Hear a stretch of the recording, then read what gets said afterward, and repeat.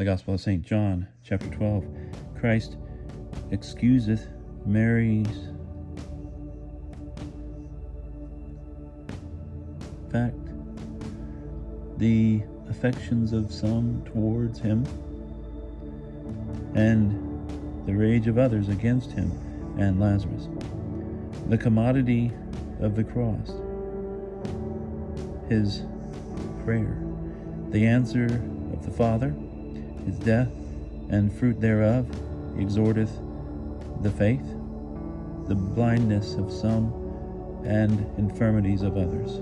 Then Jesus, 6 days before the Passover, came to Bethany, where Lazarus was, which was dead, whom he had raised from the dead. There they made him a supper, and Martha served, but Lazarus was one of them that sat at the table with him. Then took Mary a pound of ointment of spikenard very costly, and anointed Jesus' feet, and wiped his feet with her hair. And the house was filled with the savor of the ointment. Then said one of his disciples, even Judas Iscariot, Simon's son, which should betray him, why was not this ointment sold for 300 pence and given to the poor? Now he said this not that he cared for the poor, but because he was a thief, and had the bag, and bare that which was given.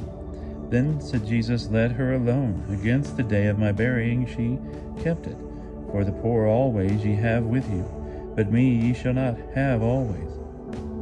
Then much people of the Jews knew that he was there, and they came not for Jesus' sake only, but that they might see Lazarus also, whom he had raised from the dead. The high priest therefore consulted that they might put Lazarus to death also, because that for his sake many of the Jews went away and believed in Jesus. On the morrow a great multitude that were come to the feast, when they heard that Jesus should come to Jerusalem, took branches of palm trees and went forth to meet him, and cried, Hosanna, blessed is the King of Israel that cometh in the name of the Lord. And Jesus found a young ass, and sat thereon, as it is written, Fear not, daughter of Zion, behold, thy king cometh sitting on an ass's colt. But his disciples understood not these things at the first, but when Jesus was glorified, then remembered they that these things were written of him, and that they had done these things unto him. The people therefore that was with him bare witness that he called Lazarus out of the grave, and raised him from the dead. Therefore met him the people also, because they heard that he had done this miracle. And the Pharisees said among themselves, Perceive ye how ye prevail nothing? Behold, the world goeth after him. Now there were certain Greeks among them that came up to worship at the feast. And they came to Philip, which was of Bethsaida in Galilee, and desired him, saying, Sir, we would see Jesus. Philip came and told Andrew, and again Andrew and Philip told Jesus. And Jesus answered them, saying, The hour is come, that the Son of Man must be glorified. Verily, verily, I say unto you, except the wheat corn fall into the ground and die, it bideth alone. But if it die, it bringeth forth much fruit. He that loveth his life shall lose it, and he that hateth his life in this world shall keep it unto life eternal. If any man serve me, let him follow me, for where I am, there shall also my servant be. And if any man serve me, him will my Father honor.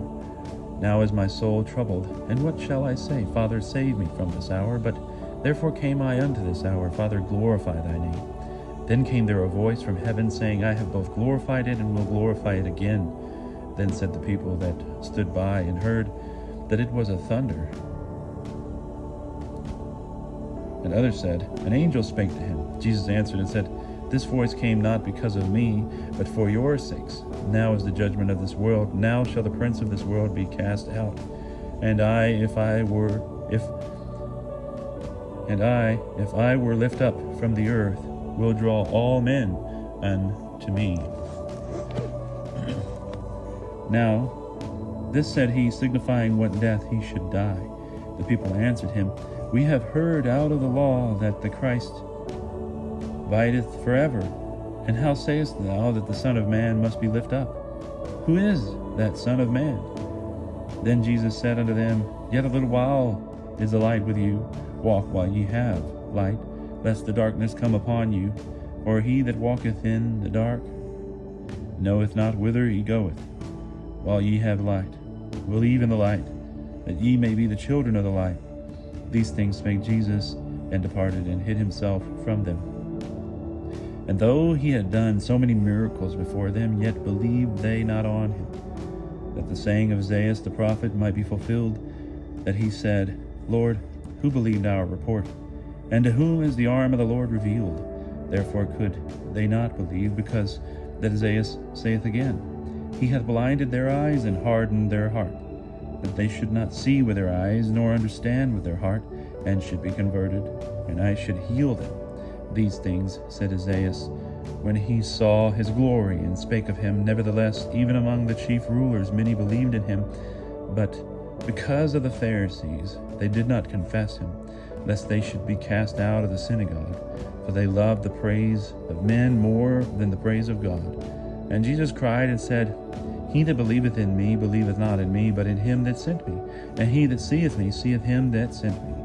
I am come a light into the world, that whosoever believeth in me should not abide in darkness. And if any man hear my words, and believe not, I judge him not, for I came not to judge the world, but to save the world. He that refuseth me, and receiveth not my words, hath one that judgeth him. The word that I have spoken, it shall judge him in the last day. For I have not spoken of myself, but the Father which sent me, he gave me a commandment, that what I should say, and what I should speak. And I know that his commandment is life everlasting. The things therefore that I speak them so as the Father said unto me.